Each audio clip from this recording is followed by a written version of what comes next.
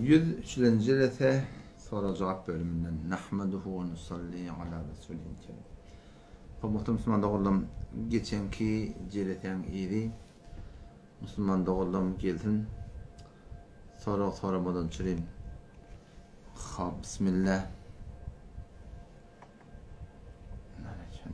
Maşallah.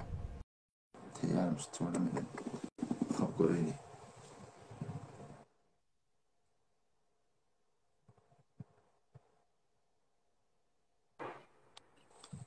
Esselamu aleyküm. Selamun aleyküm. Ve aleykümselam. Tamam atıyor. Akuna da kom, tamam atıyor mu? Kavi. Kavmi adım. Allah şükür. Akuna da bir soru ama sen olun nedin ilmeli heyvanlar vardır, haram bolup durur ya halal bolup durur. Hava. Şulan Kur'an'na geliptir, doğru değil mi? Hemmesi Kur'an'a geliyse, Kur'an'a gelen ne bak? Kur'an'a gelen ne bak? Gelmedikleri ne yazır onun haram elam ediptirler? Gelmediklerini Peygamberimiz ayettir. Peygamberimiz özünden ayettir mi? Yok, Peygamberimizin hakkında Sure-i Necm başına geliyor. وَمَا يَنْتِقُ عَنِ الْهَوَى اِنْ هُوَ اِلَّا وَحْيُوحًا. Peygamber hacatına keplana. Hava havasından keplana, vahiden kepliyor. Vahiden kepliyor. Hop, onun vahiden keplaptırdı. Onun mesela bir etti heyvanatla hop. Mesela Alman'da bir hayvan varmış. Afrika Cunubide ya Brezilya. Yani Huday Teala şolar bilmeyenmiştik mi badığını yoktuğunu ki aytmaptır mesela. Şunu o hayvanla haram deyip. Yok ede, ten tağaza ayaşım ki hem de Kur'an'a gelsin. Şeyde bir zat yoktu. Kur'an'da o ki halal haramın vurduğunu. Kur'an'da Huday'da namaz okuyup Han namaz yok Kur'an'da. Yok, biliyorum ki. Ya namaz okuyup namaz ki baki salat geliptir ki tedad rekat gelmektir. Namazın tertibi yok da. Hatta Kur'an'ın ayetlerinden 5 vakit namazın vaktinde tapmak kıyın. İstidlali turu tarz ediyorlar. Açık kolyanım ten eğer karar olsa Huday Teala hem cüz'iyat din. O da din, bu da din. Hayvanın halal haramlığı cüz'ü din ne mi? Namazın da furuatı cüz'ü din. Aradan kıda, hazın kıda, zekatın kıda. Eğer karar olsa ferizin hikmet taydın ettiğinde karar olsa Huday Teala hem cüz'iyat dini gel Kur'an'a getirmek olsa sen biliyor musun? Şeyde Kur'an mı orada? Nerede ya tutmalı? Şimdi bilemezsin. Yo aytyanın doğru mantığı ki aytyan kevin mantığı. Yo bırakıp bir zatlar mesela şu eşek haram deyiptirler.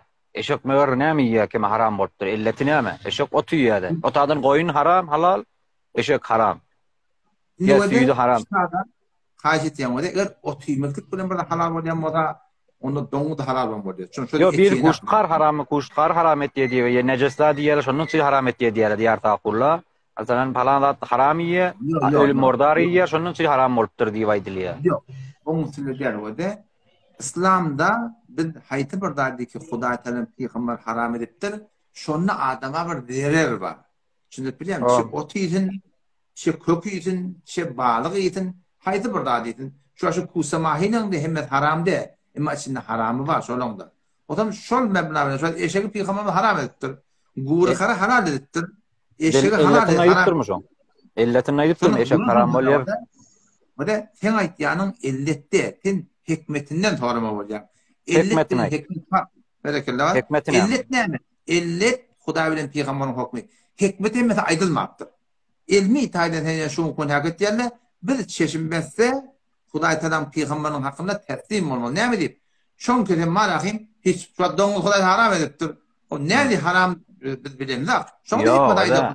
Ahuna ve biz ki teslim ki, biz ki Müslüman, biz ki teslim ki. Men bu anvana bir mesela bir haric az din, Mesihi, Yahudi, kelimi, Zertoşti gelýär, aleki bir peýç goýar, eşe hem ýetiri haram edipdir. Mesela ýamanyň gorakar haram edipdir. Dini sokra şekeri. Şolara bir jababymyz bam bermen, aga mantygy Peýgamber şu delil belek. Şek hukm melek şokmy beripdir. Şoňa delilimiz bam ýok, şonu biljek bolýan. Yan kaýdanyň wada illeti gada. Sen niýe mesela Hava sen ýa maňa diýen Peýgamber diýipdir diýen çeşm göstini. Men ýa Peýgamber aleki diýmejegine bilýän ýa. Men özüm çeşm ki biz teslim ki. Biz o suratdan aýdyp otyn ki. Şu ýanyň wada şol ilmi taýdan sabit bolugly ki biziň Peýgamberiň aýdan dogry çykýar. Bu aýanda de ilmin peşrefti tapmada barahim bir olan hakynda jawaby ilmimiz ýok. Jawaby ilmimiz ýok. Ýöne bimrur zaman Huda Teala Kur'an ayettir da senurihim ayatina fil afaqi ve fi enfusihim hatta yetebeyyene lehum ennehu'l hak. İnelekim yakılıklı nişanilerimiz koyuyor ki şu dinin Kur'an'ların haklığına delil olsun ettir biliyor musun? Şöyle dertule tarih var ahim ilmi taydan şudatla İslam'ın haklığına hem işi kömek korkayıptır. Hamanı şu sinek peygamberimiz deyiptir bir kanatında şefa bir kanatında bela deyiptir. 1400 hoşun taktırlar. Ya hamanı şu it bela nispet. İtin hamanı hakkında peygamberimiz deyiptir. Şun kum bilen yumul deyiptir.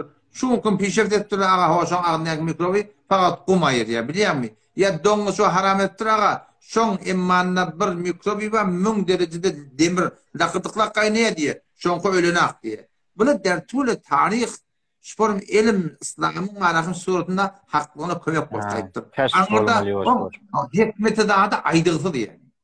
Aydığısı. Ben bu cevabım aldım. Yine akuna da bizim bu olağan müşkülümüz var da. Şu vaat. Ben öz nezerime şahin kişide var. Ben nezerime şimdi İslam'ı haraplarla, İslam'ı zerbe vurarla, ben nezerime şu geçen olamalı. Her kim öz bildiğine vura emden ya sahven iştihad ettirler, bir zatlar aydıptırlar, şu bola mezhep duraptır. 4 tane mezhep duraptır. Şu vaat Şafii diye ağa, olun gurrun mervoti, biri bir celesede diye, bir Şafii, mesela karşına sözde, bir celesede mün deve talak de talak olmaya diye. Bayet de şun 3 celesede deyimeli, onun talak oluyor. Bizim adımızda da bir defa diysen de talak, 3 defa diysen bir hukum talak oluyor. Şu vaatda duraptırlar, eleki bir hem mebel Kur'an'a varmalı, sünnete vermeli. Hadis o, rivayet o, men nazarımda bir her kim rivayetini öz dikkatini alıyor. Falan ahun, falan ulema falan rivayet ediptir. Şu vaat amana şey taammiyette de. Taammiyette mesela onana ulema alim deyiptir, ip bolya deyiptir, onana ip bolmaya deyiptir. Ya Mevlid Xaning için onana fatva veriptir, onana vermeyiptir. Şunun öyle bir ulaqan mevcubedat bolupdir diyene dodastagi, çandastagi bolupdir. Doğru mu şu aytyan? Ve de avvalki başta aydan gurunun doğru yönü ol taydın düğün doğru sen anlarını yaptın o da sen bir kefin ki şu din diyanatı merhele evvelle fesade çeken kim şu ahumollan suratında getiren adamlar emma şu dini taklanla şu ahumollu yani hakkaniler taklattır emma haraptı da haraptattır İbn-i Mübarek rahmetullahi aleyh İmam Azam rahmetullahi'nin şagirdlerinin biri hel efsede dine illel muluk ahbaru su'in ve ruhbanuha diye. Dini kim fesada çekti diye. Gumrah padişahlar, teleke padişahlar ve teleke ulemalar ve gumrah tohula deyiptir. Dini kim fesada çekti? Dini şu üç cemaat fesada çekti. Padişahlar ahbaru su'in teleke ulemalar ve ruhbanuha bir gumrah tohula. Mın hakkında bir kivarahim bir hava şıla bassa şey ettir suratında girip de dine zerbe vuran hemişe kem bottur. Mağgurun yöne. Sen bir hasip şnayden onu sen ayda akuna bağışla. Sen niye 2 derece biri gomrah padişahla deydin, bir de gomrah deydin. Olamalı. Men neyci, men näme diyecek? Birden edah verecek qolyarmış da. Gomrah olamalı de. Men nazarıma alim qov ulamalan da haraplan jaylar var agunda. Şunu kabul edin. Alim ba. Menem bolma. Faqula atın. Eger şol İbn Teymiye 2 tane celat fetva iştivadam 2 tane fetva veripdir. Şu ben xuda öz emdeniden zadi yok ki. Öz yettiğine göre fetvasını veripdir. Doğru değil mi? Emden sehven dine zerbe uğrayıp fetvanı vermeptir ki. Ben xuda öz düşündüğüne göre, öz da duygusuna göre şunu deyiptir. Pes iştivamıştı. Doğru değil. Şu alim adam ki, mu'min adam yani şu iştivanı ediptir. Müslüman doğan iştiva eden ulemaların hat İbn Teymiye'de hemmesinde var yani bir meseletin milyen men bir cicine aytyan hemmesinde başına ayttık bolyanna benim o da ştada ne etmeli sen bir asıl var şunu düşünmeli o da bir 4 mezhep sen 12 yan mesaller yartın ki o tada var suratında gelip de var talan hakkında spor mesele deyip dura şu 4 mezhepten diye düşünüyor musun öyle Şafii diye dedin şu 4 mezhepte şu aytyan ki batıl eğer bir 4 mezhepten çıkmasak hava. Şöyle köşe deyip Şafii diye set gayri mukallit şu Vehhabi diye şöyle. Eğer bu 4 mezhepte dursak 4 mezhebin akideti bir. Akidet aydan arada hiçbir ihtilafı yok. Bir besay cüzibe o da imanı repti yok. Min ene mu'minin min şunun şu an imanı değil mi? Yemin inşallah imanı değil mi? Bir besay cüzi. Ama besay furu'ida Şu tamamen Hanefi mezhep. Hanefi mezhebinin içinde inçeme ulama var. Men yana hata edenine var, doğru yadanına var. Hop. Şunun içinde eğer bir adam mezhebi Hanefi ökte olsa, Hanefi mezhebi ökte ulamadan ma'irine düşse, Hanefi mezhepte muftabihi deyip bir kavul var. Muftabihi diyenler ne mi? Ona meşlene kavul var. Şunun içinde hayta fetva vermeliğini biliyerler. Bir de elhamdülillah şunu anlayar. Şunu takası fıkh Hanefi okuduk biliyor musun? Eğer mezhep boyunca, 4 mezhep boyunca şu mezhebin içinde girdiklerin hakkani ulamaları taf bolsa, şunu hiç yoktan sergerdan etmeyelim. Şimdi bilemek yanadın mı? Sen şu kadar o da, bir defa her senifte kavteleke var. Sen şu 4 mezhebin içinde gumrah bulmayacak olsak, şu tamamen Hanefi diyen, ekil haram deyip durur da Hanefi diye. Bu Müslüman doğru mu ki tuhafla var, burada bir Hanefi deyip dururlar. Şu an ben akıyım, başı. Kop, bu da sen şulan arasında, Huday Teala bir aydan kefi var. Ya eyyühellezine amenu, ey iman eden adamlar, ittakullah Allah'dan korkun ve kunu ma'as sadiqin. Doğruçuyla bilen olun diye Huday Teala. Doğruçu diyenler kim? Aytyan kefinin bol piyasden götür. Ten ştada sadık ulamalar tapmadı.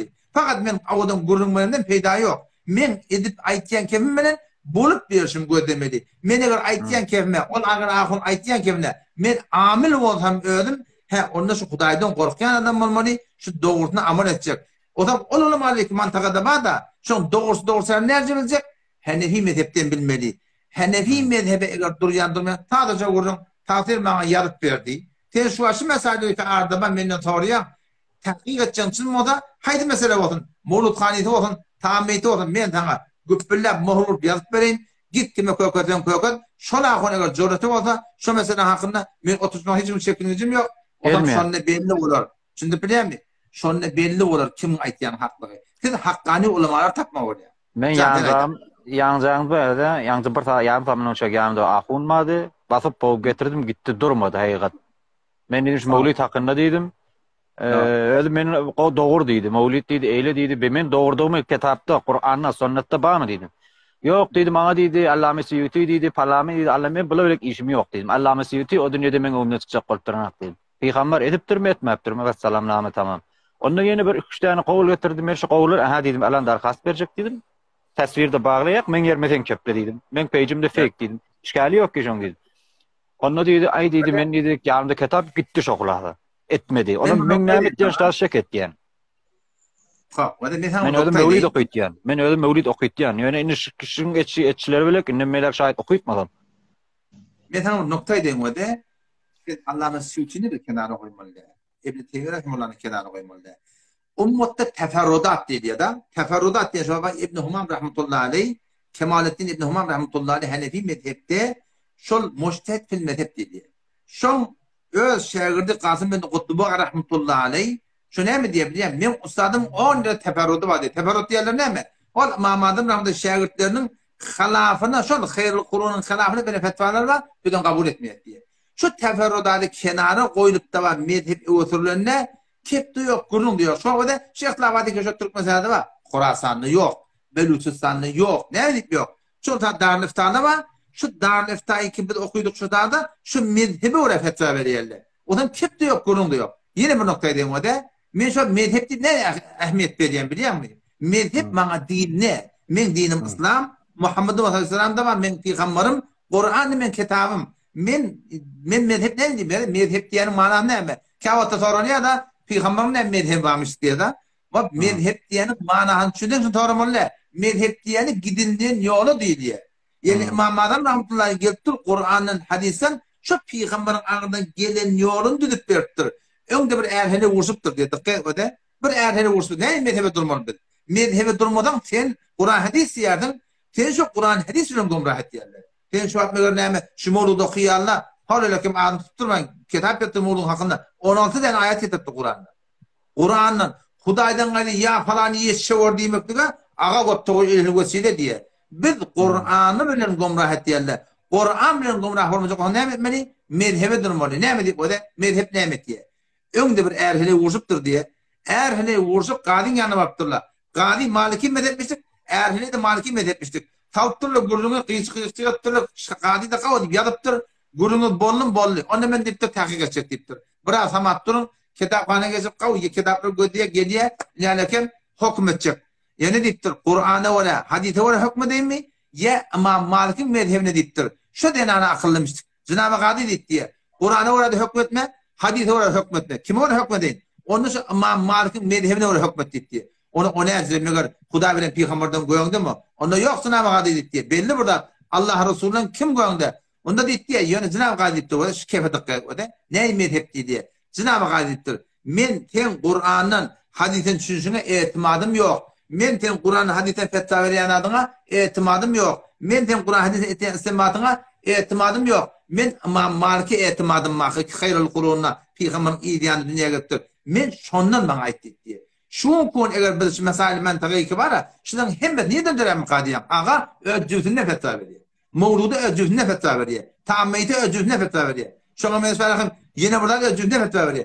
Gelsin mezhebe götürüp. Cüzünden merak ahun nerede? Cüzünden merak oladı kitaplardan getiriyor. Yok, cüzünden diyelim o da. Cüzünden medyaya diyem şey. Şu Kur'an hadisi var. Duyğusuna aytıyor. Men zorum şey. Duyğusuna aytıyor. Ama mezhebe var ondan hem var. Mezhebe o da şu at men bu unvanı nuskapis Danuhan'da işledim. Men her nerede işledim de ayamen mutakassis fawqa takassusun yerine oturup basarım. Yok. Eyni şu da o da men her nerede ahım bulayım. Men hem nerede hafızı Kur'an bulayım. Takassus yok diyen. Ol imam adam rahmetullahi ki anıdı mezhep tutturdu. Şon orun matar bolup Hanefi mezhebi gönde 7 tabağı ulamağlama. Şon anıdı erkele bir ayyanışan palçık da deyim de. Usul şaşilik bir kitabımız var. Baba da şon Şafii mezhebi tutturuyor önünde. Bir de şon Hanefi mezhebi okuytiyal usulli. Şon okuyandı men gülürdüm oturup. O Muhammed Ahun Koseli men ustaatlamı bir yerim onçurla. Aha amanı muallaman düşünmedim der. Yok usta ben düşündüm şu gülünü. Şu Hanefi mezhebin şu Kur'an'ın delil çıkarsa burkin tutuyorlar. Bu dedi bırak. Hayır. Şimdi bilemezler. Men aytjak sualım. Häzin inni bardında şu kitap men muşkilimmiş ki ýerinde 2000 däne, 3000 däne, 10.000 däne, 100.000 däne ýazylan kitap bir peýgamber bir ýol götüripdir, bir däne Kur'an goýupdyr. Şoň ýerine 2 million däne kitap näme gerek? Her kim gelipdir kitap. Mesela men ustad bolupdyrna başladyk esen. Men ustad bolupdym, allama bolupdym. Mesela men tenglahun bolupdym. Tenglahun özümden kitap ýazýarna. Öz düşündüğümü göre Mevlidden kitap ýazýar. Mevlid doğru değil. Doğru diyen men tenglahun Mevlid doğru diyen. Doğru mu doğru da? Şagirdlemede öz doğru diyen ladymy öğretýän. Doğru değil mi? Öz kitabymda şolara berýän. Şonu ahun etýän. Ol ahun onun ustadym diýip şu kitaplary rüju etýär. Inniki geljek, inniki nesli sen Mevlidden delil getirdiýende ustadynyň kitabyny falan ahun ýa şunu täýid edipdir diýe. Sen şondan gowul ýamyň diýe. Sen şondan gowun diýe. Şondan gow düşünýärmiň sen diýe. Düşünýärmiň biziň delillerimiz şu. Zaten Allame Şami'den gowul ýamyň. Allame Suyuti'den gowul ýamyň. Sonan İbn Mace diye, Bukhari diye sen şulardan gowy düşünýärmiň diýip şuň her gaýty 10.000 jild kitap ýazylypdyr. Bolupdyr bir öý kitap. Indi sen her gaýty öz kitabynyň, öz fatwasyndan, öz şagirdi ustadynyň kebinden çykyp bilen şoňa göre delil beripdi gelýär. Şuşda var da şular. O çıkardıya çıkmal işin olmasın. Sen mezhebin bil, mezhepten sonra. Biz düşünmeyek de abunada. Biz avam merden düşünmeyek. Vallahi bille sen aydanıdın peydası yok. Biz şu vat Arabi kelimeni bilmeyek. Biz tefsirin nämedin bilmeyek. Alef beni sen bir tefsir etdiyen o bir tefsir. An manisi bidiye o de cemi mufret cemi muzakkeri biz Allah görýärler. Biz düşünmeyek. Bak abun bolmaly üçin jok bolmaly. Yani o de sen näje bolýar? Doktorun gullabyny tanıyan. Ferasarın gullabyny tanıyan. Teraşkarın gullabyny sen teraşkar de. Sen juşkar de, sen doktor de. Doktorun bort başından oturuşundan pul respet asından ağlayan. Delilini aýdym mi? Olalım rahatçyk aga senki dogry da diýip bilýän. Bilýän rahatçyk rad edip bilýän. Emmen dini edip kalanna dini edip kalan rahatçyk men rad edip bilmeýän. Korkýan, imanymdan korkýan, o dünýämden korkýan. Ştawa etdim o dünýämiň bergili. Emmen men bir doktor esen eleki diýenim bilek maňa işlat bolmaýar. Emmen men seni ahun, senki yalançy diýdim. Çay senki dogry bolsun, o dünýede men ýakam tutdy. Sen aýtýan kimin Hudaýyň kef bolsun. Ştada men onu bilen ahun bilek doktor deň edip bolmaýar. Benim o de, men sana ýol öwrüdüm. Antaýan. Çırak rahnama varanda 3 tane çırak başladı. Ya biz yazert yatırmız. Sen her akundan bardı sonra yanlış değil mi doğru da değil mi? Hacahun Hanefi medette bana yazıp ver muhunda vurup verdi. Sen sonra şey dedin onu gördün mü? Yanımdaki etmedi. Yalnızca ayıp durmam yanımdaki etmedi. Etmedi değil mi? Etmedi şey yalansı da. Bunu metaniyem deniyor. Vakti ki men bu unvanı vekil ol ortacıkta öz vekaletinde Suradan defa edip bilmeyecek o da vekillik yarayacak ama. Neyin ben pul verecek? Neyin ben hazine edecek yani? Vakti ki başarmam bu.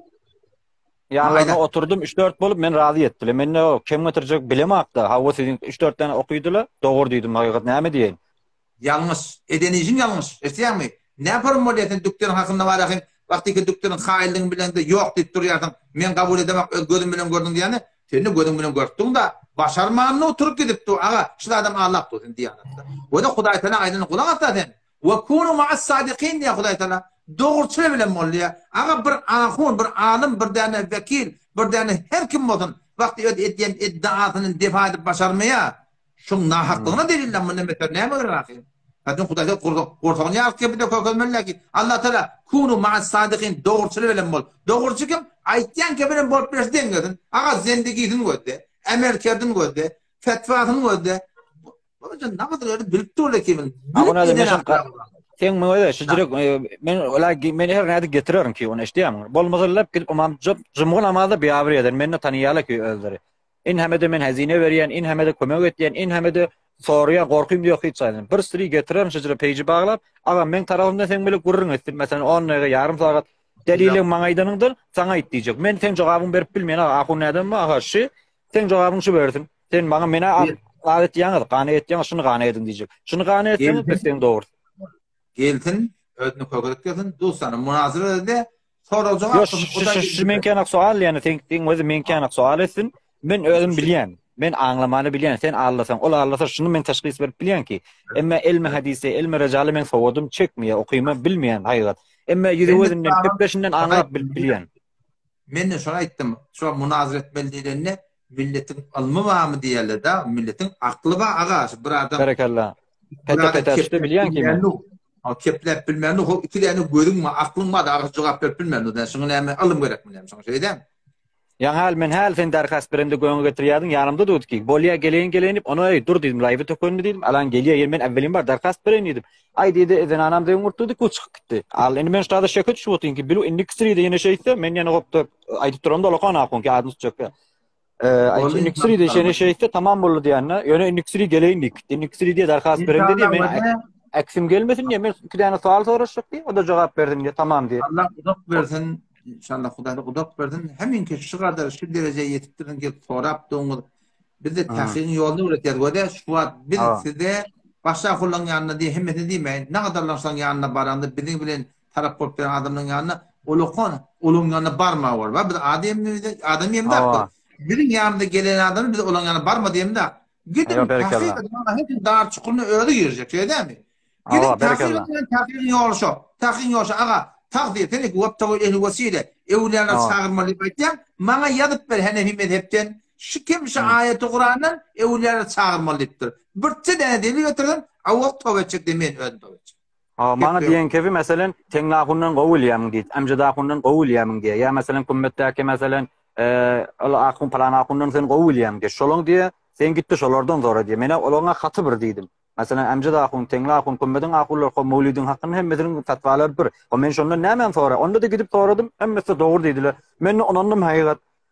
Onda diýen öýe gelýän ýene kellämde sen kepleň eşdiýän ýene berikin muhalafyň kyn eşdiýän o bulangy da kelläge diýip. Bala da beni Hudaýla özjüsünden näme diýip diýmen näme lüzumma. Näme akun selle geýipdir. Hemin jüri din şeriýetki mawlid haram diýip. Näme jösülen atýar. Hes bala da bir zady bilýänler diýenler diýip oturup fikir etdim. Olada onam şujura boldy diýenne onum da ahirин sualymyň keýip jogabyny alyp akunna da ahirин sualym şu bir däne alim şagirt goýa şagirdi akun ustadyň fatwasyny we zıttyny we fatwa berip bilýän berip bilmeýän dine näme şu set wagty iştibalygyny bilse baýat bermeli Hudaý bilen peýgamberden hiç kim görmedi. Aha. Ine olgun şonu aýdyp otýardy meselem falan şagirdiniň zıttyny beripdir diýe şonu red edip otýardy. Pes berip bolýar da berende bahy. Mesela içinde mesela şundan bir muhtasar mufid story goýsan post goýsan ki bir alimler ki ustadlaryň zıttyna mesela dogrusyny fatwa ber. Ustadlar iştaba edipdir, şagirdleri şoň ustadyna görä goýsan memnun boljak diýen. Ýa guruňa aýtdym. Kemalettin İbn Humam rahmetullahi aleyh qarny haftamynda adamdy Hanefi mezhepde mujtehid fil mezhep tanylýar. Şoň Qasim bin Qutbullah adamda şoň şagirdi men muşunda türkmen ustadymyň 10 kepin kabul etmeýärdir. Şondan bir post story goýup berseň minnetdar boljak. Şaşmyş alem story goýan. Bolya akı gözüňe dören akunady. Sag bol, salamat bol, gejan hayırly. Salamat bol. Ali haş. Anama sen kavmum. Kavma atıyorsun. Kav kulak atsın oturup. Kavma atayım. Selamun aleyküm. Korona tüyün akunady. Yok. Kavdakta. Ay näme bir de gurumlar aýtdy dogamlar öwre gurumlar aýtdy ismet awa haliyet bir akun bir sorunşy kukurek doga diýelim näme diýelim şi näme we inke şu sünnetmi awalgandami nirde koýulýan nirde edilýän nirde edilmeýär ýadgy diýen zat ýok. Bu berde bir becerilen birda. Kitapda birda gelipdir. Bir ýaxşy niýetiň biri bar. Ahim bir diýişinde birda görüpdir aga. Biriniň gurtagyna Bismillahirrahmanirrahim ýazypdyrlar diýe. Otam şondan gawralap göterilipdi diýe. Bir diýişim gurrun. Kitap etek açıklamanna diye ağaçı burada yadıp burada edip kabul almaktan öğri oloqam bir ihanatında anır başı esin doğru diye. Delilli gerek o zaman bakayım Telegram'dan gel inşallah iyi vereyim sonra. Buraya doğru diye bu da.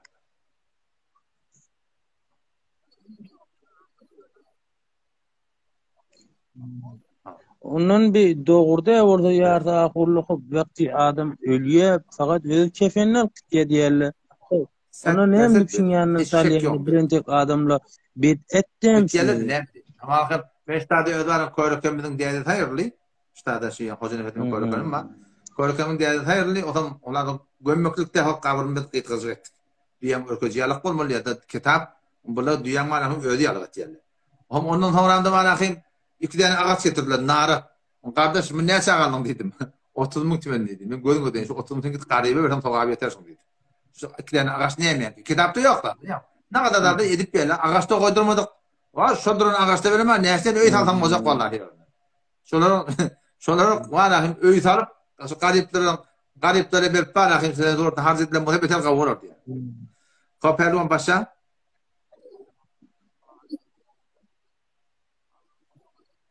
Hawa dogry ondan sonra şey zadyň urundan bir modar şey azaby kabirden we men inşallah o kıyamatın nişanlarına bir modardan gurun we birden kawul jok. Postuyum lan. Böyle karavarım, böyle inşallah. Tamam akunade jazakumullah. Assalamu alaykum. Assalamu alaykum. Aleyküm. Tamam atıyorum. Yaşma. Can Pervan. Gurrun mezbulun unuttum yadımdan çıkardım. Şey Moğolotani'da mısın dedi. Şuna ne delil bilip geliyorsun sen? Can? Şu Moğolotani moradın na ne delil bilip geliyorsun? Orada Moğolotani'nin Hanefi mezhep boyunca bir çarşoğu var. Moğolotani bir celese dini. Ahmet Sultan celese dini. Moğol Sultan celese dini tutuyorlar. Kari Sultan celese dini tutuyorlar. Şu celese dinin öyle zavabı şeraiti var. Zavabı şeraiti ne yapalım biliyor musun? İnanırken sen Moğolotani'nde her yerde olsun. Heriye tek katışmalıydın. Dururdun. Sen bana celese dininde Peygamber ruhu geliyor git bana kurmalıydın. Sen celese dininde şu düşünen taama bereketin ya bozakti bizi etraf olmalıydın. Ondan sonra Hanefi mezhep boyunca Moğolotani güzel Türk mezhebi ediliyor. Hayır kitapçısı var. Kitapçının o kitapçının öğrenine Resul Aleyhisselam'ın öğrenine olan ihanet var. Peygamber'in hakkında ya Muhammed deyip Peygamber'in adını çağırıyor. Şimdi Allah halaflatta bolmasa mezhep boyunca var akıl dile bir gün izaret. Şol ortaya tami ortada koyuluyor, vaat ediliyor. Şu bir unvanı sadaka kabul olmuyor mu? Sadakan dursun. Sadakanın değerli işi bir dese miladiramayın beylerini. Şey kitapları şey. Mevlid-i Nebi diye de sana. Şuna aleyken marakin nesi yerine inerken Sefer-i Pencaşi işlettim. Yatıp koydum. Oradan yan münazatı yer oranında. İnerken Üstada ya Habibi ya Muhammed diye Peygamber Aleyhisselam'ı ya Muhammed diye çağırıyorlar kardeş. Sonra yeni Seferi inerken Nebed-i Pencinde. İnerken Üstada İşte Allahi, işte ilallahi ya Muhammed'e dettu. Peygamber'e şey çağırmak haram da. Ya sadaka dursun hani. İşte biz Peygamber'e evliya deyip haram edip Allah'ım ne yapar bundan sonra? Yine de on kaydı okuyalım. Çok sormam. Hadi ayrıptın ki Arada biri ya Muhammed. Servat dedim havadan gelmiyor. Ben yapıyorum arada biri tavsuttum. Arada bir tavsuttum gurbette ben bilen. Ben baba dedim. Tavsutta etiqat muhim. Tavsutta taam muhim. Dedim etiqat ede qada evliyalar çağırıp yatam. Taam ede qada mekruh terimi haram müzik emin etmeyen. Tavsuttum gurun nemet merakım dedim. Şöyle uçak et etiqadın doğru, lokman doğru. Adam bilmem tavsiye değil. Ağa gelip Mevlud Khani bir yani kitapçı Mevlud Khani 50-60 yıl ver okuyup yerle doğru içinde haram mı peygamberde anlatma. Şunda sevap olacak mı yani? Sen de Tanrı'nın hakkında guruna çıkıp durun.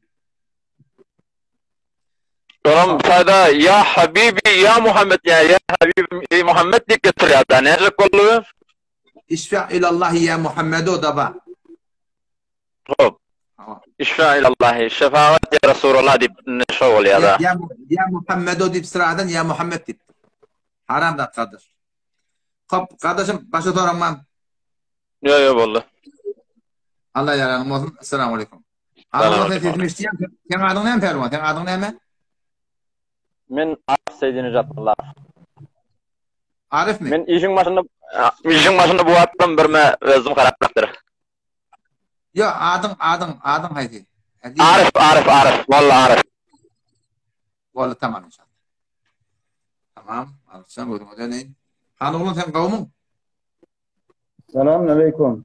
Ve aleykümselam ve rahmetullahi ve berekatuhu. Sana mı atıyordun? Abi sana bir yakışım var efendim. Kovdani. Allah kuvvet verir. Kavmi adını? Elhamdülillah. Can karamadım. Abi zaten ben bir iki tane bir sorulmaz şimdi sorayım. Ay Tamam. duyacağına bir iki nefer ketler yine live'de heyveli kendi ketlerdi. Bir de bu şey şu motor Muzade'yi motorlu vardı ya. Senin gelmeye. Muzade'yi motorlu Muzade'yi. Ha. Muzade'yi motorlu var. Hava. Sonra da yıkılıp ayırsan değil bir değil şu an zinara düşmeye değil. Şu nedir? Doğrudan şu. Ve de muzayede motorun hakkında iki tane fetva var. Bir fetva, şu ciddi tafdan da bir fetva doğru, bir fetva haram diyorlar. O zaman bizim öz fetvamız ki goştun fetvası doğru diyorlar. Evet çünkü muride nazar ulema olur, doğru diyen ne var, doğru diyen ne var. Onu operun fetva vermek ki cenazı kıymalı diyen günün ola doğru değil. Cenazı ne kıyma olur. Yöne vakti ki şeriat çıtadı var akim bir halal deyip durun ne var, haram deyip durun ne var. İhtiyat edip sünden almasılık kavi. İhtiyat edip göğren çekmeli, o bir alttır mı, o alta ona da diyetilmeklik olacak değil. Hava şeyle. Büyük almak doğru değil. Tamam başa. Tamam. Yine de biri almadan kavi. Evet. Yine bir ratba bir ıngılaptan sonra o Hümeyni'de bir yer verdirdi biliyor musun? Bu adamlara. Şimdi şu eyler sakan şu alıp gidiyor. Şu nerede? Ve de şura yerin hakkında neyse bir şura yer var. Bir şura yerine var. Avval milletin yatan yeri. Bağıyla eyvalında yok. Bizim kumuşta hemminki ne kadarlar. Hem de ne kadarlar. Yani bir yatan martı yer 5 bölüp durla. Kopmanın halallığını görün yok. Bir sürü şura yerine var. Tokoy, birdat, beyle, şeyle. O milletin yatan yerleri. Ya martafi. Onu bölüp durla. Onda müşkül yok. Bir sürü şura yerine var. Bayağılar doğrudan alıptırlar. Milletin basım alıptırlar. Sonra gelip devlet alıptır. Millete paylaştır. Bunda müşkül yok. Ama bir sürü şura yerine var. Kimin de beter tanıken o köpüste şehir racık ki var akim bayağılar öde yerleri, öde yurtları. Şu tuğrutunu gelip var alıptırlar. Devlet ağa gelip alıptır. Sonra devlet ki paylaştır. Bizim mezhep boyunumuzca şu yerler almak doğru değil. Ecara almak da doğru değil. Böyle selamet ve cezakmallah. Bolya konumu der. Kuru şura, hafıza kuru şura. Hanımın sen kavmun? Esselamu aleyküm. Ve aleykümselam. Bolya. Sağ atıyorsun? Saat kavmun kavmun. Elhamdülillah. Kavmuyorum. Armallah kuvat. Kavi Kudaya şükür elhamdülillah. İşin olur mu? Bağışlar sualıma yok. Men şulam stereolardan koyan stereotipler adettirler. Ağay Nevit Khan ve Sabjedit ödüne post koyup zat edip Nevit Alam şuna bir batıl yemem men cevap verecek men şulara falan deyip Ustad Merdani Cenab-ı Ali'nin akıbını koyup üstüne zerp verecek zat edip men heyran alyan şu oğlanın iğdine kıdıran oğlan adam şulara heyran men. Şu gelip bir ne diyeyim ilim taydan, zat taydan hiç zada yok şuna. Elbette live'larına ki bir 4 tane 5 tane fake gemi öyle atya koyup ki live'ına adam yok. Yani men heyranım öngrek bir mescide barıp namaz cummada şunu icade ver sokan rani etmeyeni. Men heyran şu adamlar ki oturup şunu koyarlar hutbada sokan rani etmeli. Bir acayip zatlar şulacağınırdaş bir milletin akli, imani, iradi, nirek var ya bir necrek ol ya bir bir şıkhyalık belli olup duranlardı çektir vakıyla bir eşi Nevidin gırrını ondan berki olukan ulamala günne günaşa ay bir münazara akbaracak ay bir falan edecek ay gelsin ay onu verip dastan doğrulap yerler. Akın ne çok vakit bolmadı bir inne vakti. Gelecek olanı ustadın öyü meğer bir cengelin içine takılmayacak zayda mı? Bir takıp olacak zayda mı? Eğer sizin aytiyen kepleniz, bir şers derset, temca derset de doğru olsa, giyce zayda vazı işepte panar ulan gelecek adamdır. Can kardeşler, keyfiniz doğru olsa, sizin boynunuza pardaça gelmelisin kaptına. O muğayı ki yok bir zaman aydıp dursanız, deyip dursanız, olukan helkem hücre yürüyüp duran adam, 10 yıl bunun nüştek aydan keyfini pesal ot değildi. Ya şu muğa aklı lazı cayını demiştik ya şu aklı huşu cayını diyor şu adamın. Ne cirek ol ya adam diyenin alımı koyanı gittikçe alımı kamil rak bolyanır. Bula bir devrede bir kepliyerler. Bir müddetten ki camıgam aldılar, mescid hücre yürüttüler, zat ettiler. Ya şunu ellen verer mükadiyem kala. Yani dünyanın malını, dini, diyanetine tatyemişler. İn hem hücre, in hem adam, aga bir yol yürüyken halaf-ı şerb oldu. İn hem elinde moğla çıkıyor, şu yol ulan gitmeli. Kıyamete içinliğin nezire götüreceksin, Hudaydan korkacak gelmin. Resulullah'ın egerten mukabiline baracak gelmin, cevap bu olacak gelmin sen. Aga karimiz var, in heme taraftarı var, in heme hefte gurrun mervati. Cozve yazıp koyuptur, kitap yazıp koyuptur. Şu vakayken keplerin hiçbir mutabık eden akşamı var. Aga nezirek bulup var ya bir. Bizim alimlamıda, aga in heme Türkmen, anam edip taşılan arkasında du. Ne mi deyip hıyanet etiyerler? Eğer cevapları olsa şu vakayken çellim mün deyip cevap verirdiler. Üstüne gelirdiler. Aga Ustad Merdani, Ustad Hafız, aga aradan ayıryanız, gitsin Türkmen seyahat ediyeniz. Kalan ders okuyup verenli değilin şeylerine, bunları ne edecektir? Bunlar ertek gün gelecek. Bunlar da senin mukabılınızda duruyor. Bunları ne edecek? Günne bir yürü çıkıvatı. Bir iki neferden canlardır Türkmen seyahatta okuyup veren alimlamızken, moğlalamızken. Gelin ağam bulan önüne ne edecek duracak? Bir adacık Hudaya korkmalı, Peygamberin korkmalı. Ertek gün cevapı olmalı. İn hem adam amda gomrah olyağa ona metkiyesi in hem günah kalyan zat etýäňiz. Eger bagan tababyňyz bolsa, aga şolaň merdimi islemeşilordur. Merdimi islemeli, aýtýanyňyz ha bola şey diýip bu. Bize jogap berin, ýagly berin, ýa-da bir gelin münazara baryň diýmeli. Aga bir nefer şolardan geldim bir live koydun, merdim bir 10 nefer gelip şolardan sual et. Näme diýip koýup bilen oklar? Çon bilýärler aýdyp duran keplerin dogry däldigini aýdyp. Aga diýiş görýär gelýär hava bir dekmek sual o bir käse falan hey diýiş bilen de din ýörüýip boljakmy? Hey şeriat ýörüýip boljakmy? Hava diýiş görýär. Diýiş men ne görýär, men ne o da görýär diýişi. Diýiş bilen şeriat ýörüýip bilmer bolsa, onda dinne da galdakmy? Meger güzeşdegem hey bir aýdyp durmy men diýişimde falan da gördüm. Bir de şeriatyň ýolyp goýun şunu bir aýdalla bamy? Güzeştelerden hemme ve hadis gelýär. 10 neferde 10 taýid edildi, zat edildi. Emitcan taramut bol. Bu denen. Katın Arap bolup durdun. Yani hem de milletin gözünün asıl başı da ten beter hak et durma inşallah. Tana belli boş başta coşuyor şimdi. Elhamdülillah şeyledir usta. Ve her çıkıp kemerdim agahtar olya. Bula jombucuşu kenelçerli da. Yani elhamdülillah Türkmen saharada hem kişinin düşünni, nemediğini belli. Bir gördün münazaranı haram edivati, bir gördün yine bir edivati. Ağa bir aytiyan sözünüz, ol haftadan bir hafta sözünüz bir doğrulap, bir tenzimlap aytıp bilen ola. Bir birden deytiye, iki dakika geçmek o bir başka birden deytiye min yalanını çıkarıvati. O diye men gençmedim diye, o biri gençtim diye, pek bolup yörsünü koyadı bir rosvatçılıkçılık.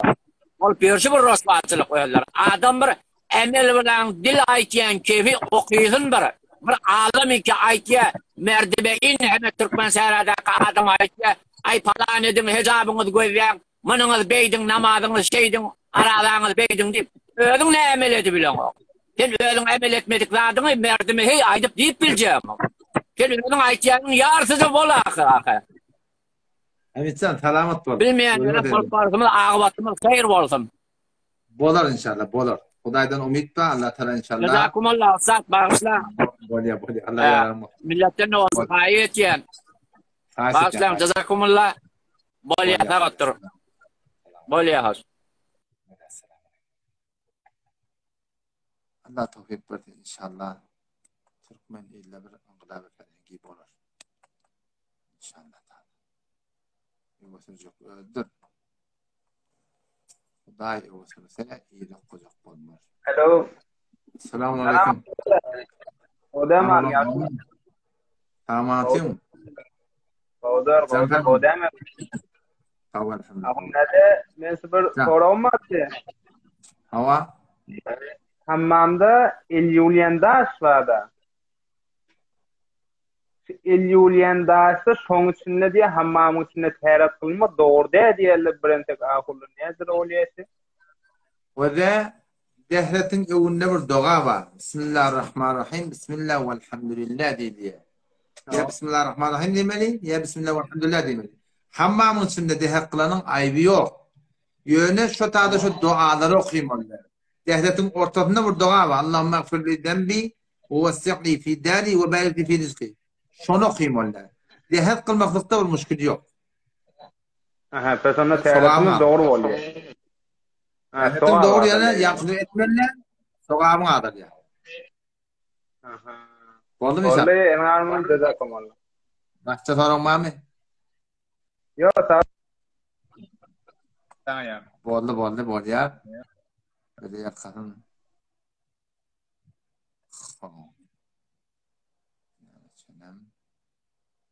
Maşallah.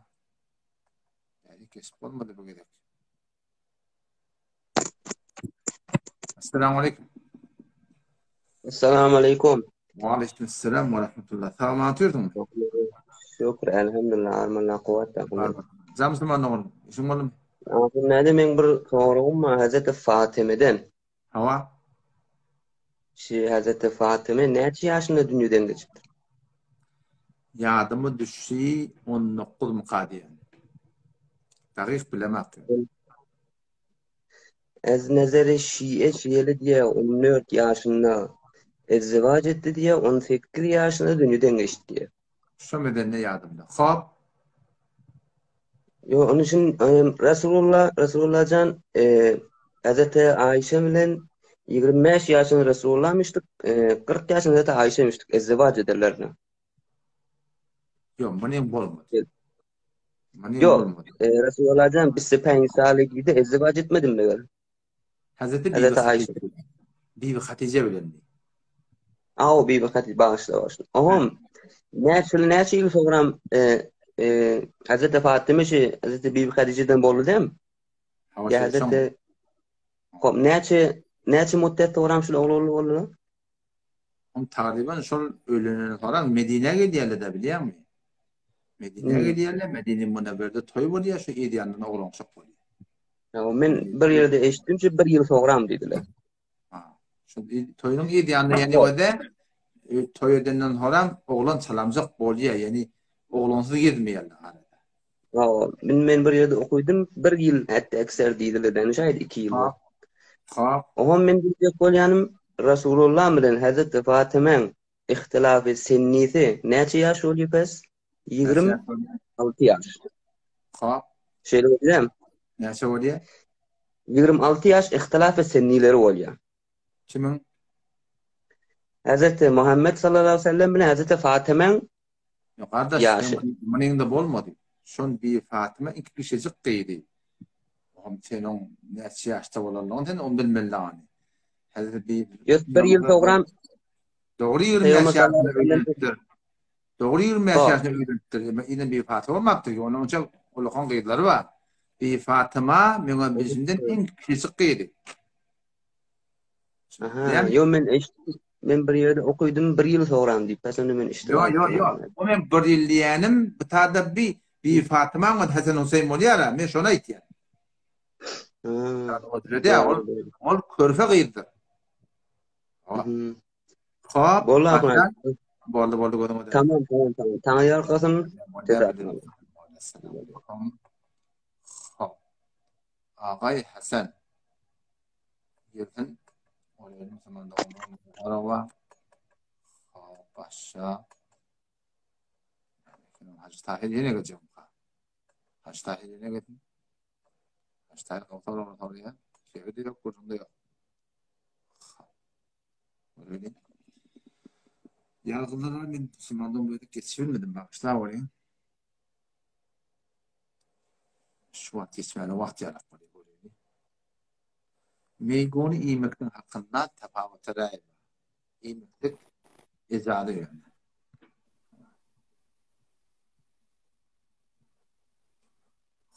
Bu da bir taktiktir. Düşüne olarak. Ertesi yok.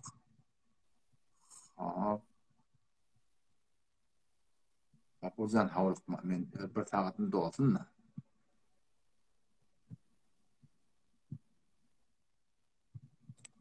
Tıkayın Müslümanlık olun böyle. Bir ki, burada yok da birinin töhmet olmaklık bu. Hami falan değil, dur okan töhmet de. Uday takın okan buna karşı. Müslümanlığın tetin var ya mı? Tetin var ya mı?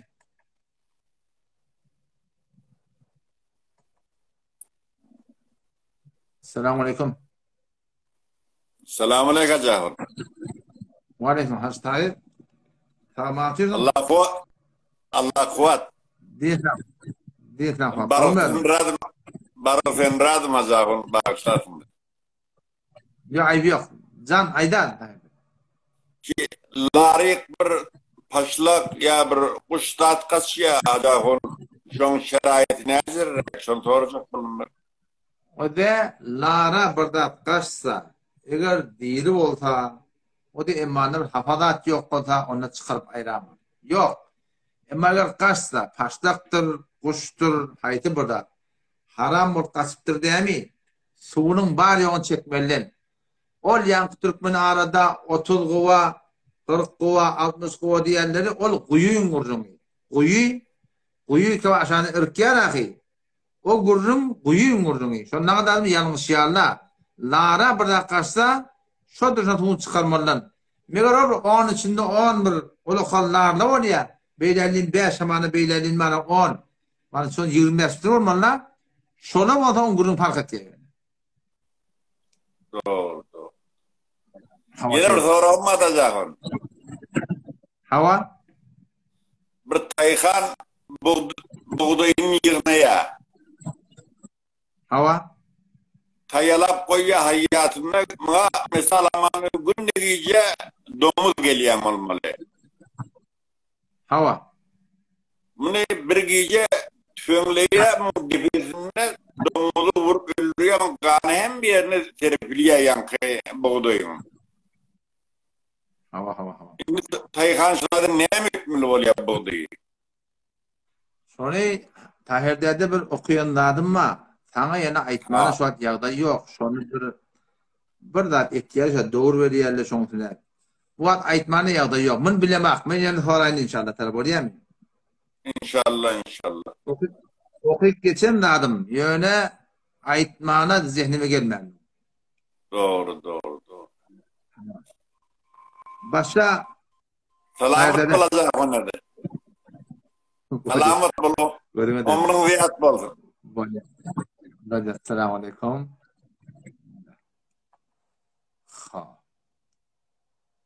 Sen dedin var akıyım. Bilmeyenlerden bilemek demek. La adri nesul ilim. Bilemek demeklik ilmin yartıptır diye. Onun için adam şeriatın uğrunda bu da biliyor musun? Burada bilemek demek oturmalı. Peygamber Khuda'san peygamber olup bilmesen bilemek demek. Bir de son kim akıyım şey değil mi? Şuna biter hava dağılır inşallah.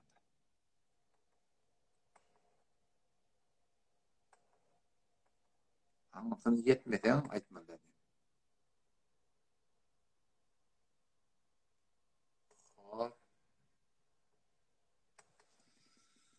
Öyle vaktimiz daha kolay çıkarttı Müslümanlık olarak. Esselamu aleyküm. Esselamu aleyküm. Yetim bariye mi? Adam buradaydı. Yetim bariye mi?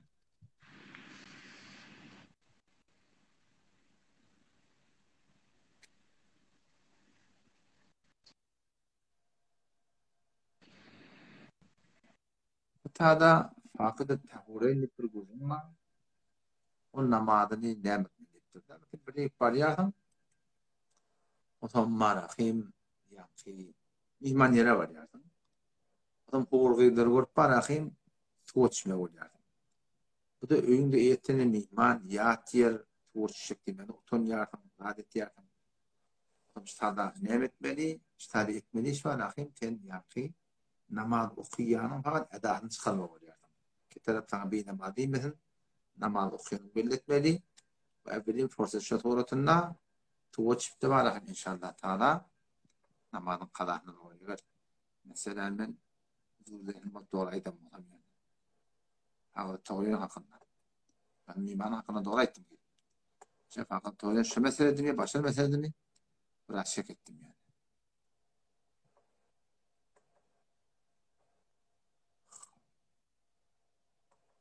Öyle. Yerim var mı?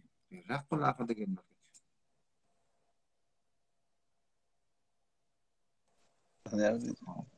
Esselamu aleyküm. Selamun aleyküm. Ve aleyküm selam. Han olan kavmu? Var mı da ganimet mi var? Elhamdülillah. Tamam atıyorsun.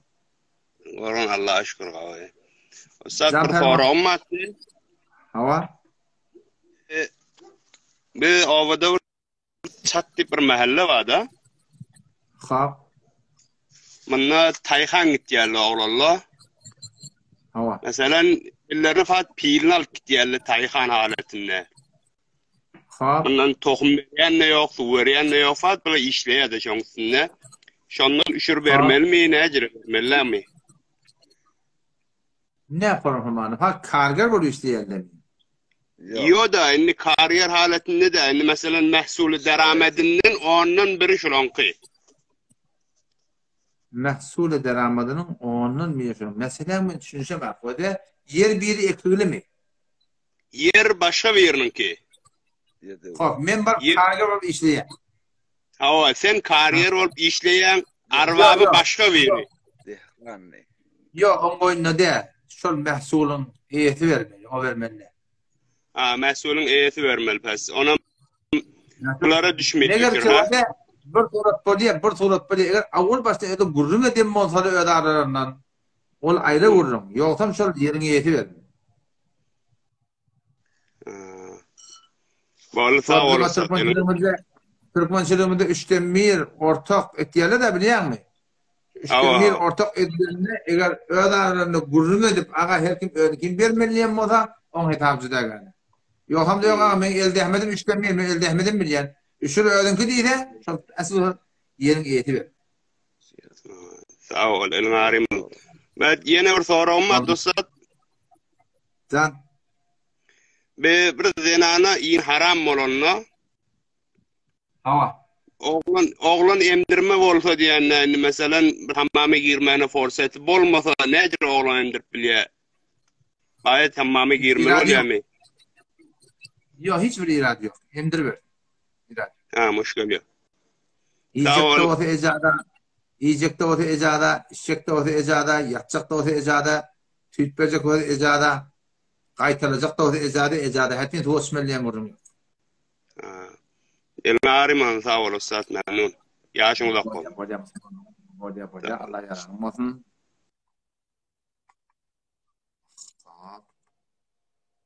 Yamaşadan tadan.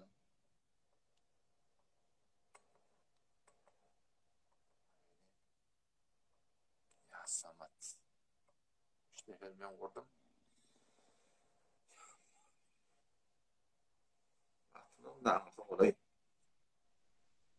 Selamun aleyküm. Aleyküm selam ve rahmetullah. Tamam atıyorsun. Takdircan kovma gördüm marmalla attı. Elhamdülillah bağır. Kavmen can Müslüman oğlum. Takdircan ben ölüğüne bir zen vuranlar. Kaç etin? Ustad bu bir oğlum oldu. Kulağına Allah yaratlı. Şunu hanım adam yanımda şunu bir eşitçek oluyor. Ölüğüne bir deyiptin. Ha ve de bu da atlandır Huday Teala'nın kudreti böyle bir hissat değil. Adamın kavluğunu da delil vurup başarmaya, telekinin delil vurup başarmaya. Şu an ben öyle dedim de o da Süleyman Allah yadığını her görçe koy değil. Böyle bir de Muhammed yadığını. Om neymiş? Ben kavluğum yok. Ben Huday Teala'nın edeni işi de. Bu da atlı itibar yok. Asıl adamın amalını etikadını koydum. Bu da Huday Teala'nın kudreti da. Şu an gören de Huday yadığını olsun yani. Böyle mi inşallah? Sağ ol Ustadcan, sağ ol. Tanıdın mı mörcülden maksat? Oldu inşallah. Böyle. Elin arma Allah kuvat. Selamun aleyküm. Müslümanın tezgahını isteyen mi? Selamun aleyküm ve rahmetullah. Aleyküm selam. Kavmi adamı. Kavlu ahunada. Yaxşı mı? Tamam. Elhamdülillah. Ahunada o namada geçecek olana misvak kullanıyorlar da mescidin içinde. Şuna hilli hamana sünnetini okap pardon uyacak bolalarına ya pardon okap sünnetini okacak bolalarına şu mescidin içinde misvak kullanıyorlar da yine cüzdünü takıyorlar yumançık. Şimdi tertibine hilli müşkül var mı? Hanefi mezhepte tertip beyledi. O Şafii mezhebin kurduğu. Hanefi mezhepte şol dehrette misvak kurmalı. Mescidin içinde mezhebi öyle doğru der. Doğru. Ahunada ikinci sorum zaten Olmak köynekli namazda duruluyor ya urfi mesele mi? Ha, olmak köynekli urfa göre ve de fıkta şu doğru dedik gelipti. Bir darleftay boşta okuyumuzda şu mesele anlatından Kur'an'dan hadisten nas yok.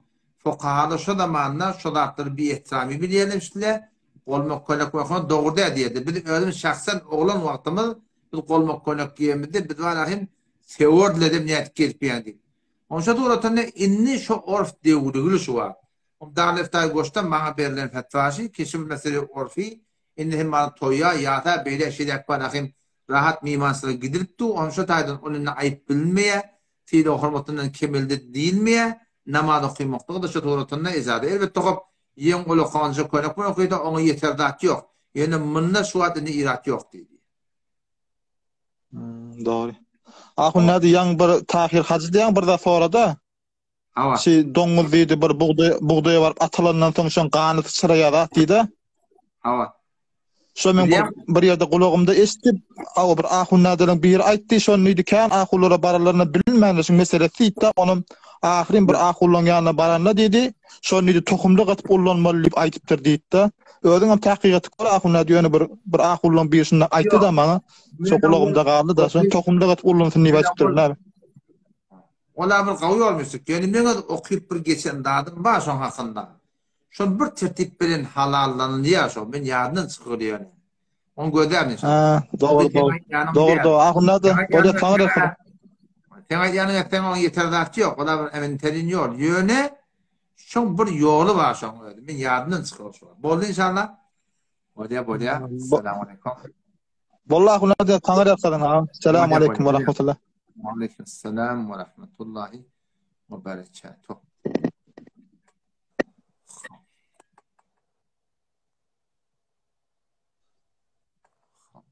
Alo. Osmanlı'nın birim. Selamun aleyküm. Selamun aleyküm. Ana olan tedim var ya. Tamam atayım. Alo oğlum. Yaşmayalım. Benim o da. Can. Vakt tökönni. Can. Başta vakt tökönni. Sen inşallah hoşça söyle. Belki Telegram'dan buradan ya diyen urağı. Böyle mi işim burada? Hemen telegramım yok. Ahuncan telegramım yok.